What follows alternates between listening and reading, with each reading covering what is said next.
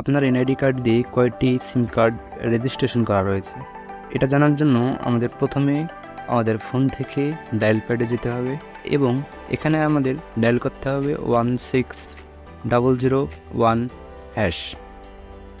এখানে একটি কথা মনে রাখতে হবে, যে সিম কার্ড দিয়ে আপনি এটা চেক করছিলেন এটা আপনার নামে রেজিস্ট্রেশন থাকতে হবে। অর্থাৎ আমরা যে সিম কার্ড দিয়ে এখন এটা চেক করব এটা আমার নামে রেজিস্ট্রেশন করা রয়েছে।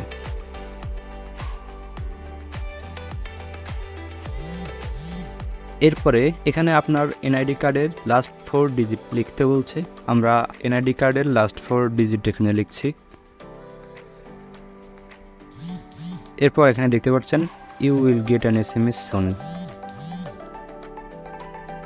আমাদের মেসেজের মাধ্যমে জানিয়ে দেওয়া হয়েছে যে আমাদের এই এনআইডি কার্ড দিয়ে কয়টি সিম কার্ড রেজিস্ট্রেশন করা রয়েছে। এখানে দেখতে পাচ্ছেন আমার এই এনআইডি কার্ড দিয়ে টোটাল 4টি সিম রেজিস্ট্রেশন করা রয়েছে। বাংলালিংক একটি, জিপি একটি এবং রবি 2টি। তো আপনি এভাবেই আপনি আপনার এনআইডি কার্ড দিয়ে আপনার নামে কয়টি সিম কার্ড রেজিস্ট্রেশন করা রয়েছে এটি চেক করতে পারবেন। এখানে দেখতে পাচ্ছেন ফুল নাম্বারটা কিন্তু দেখাচ্ছে না, ফুল নাম্বারটি দেখাবে না।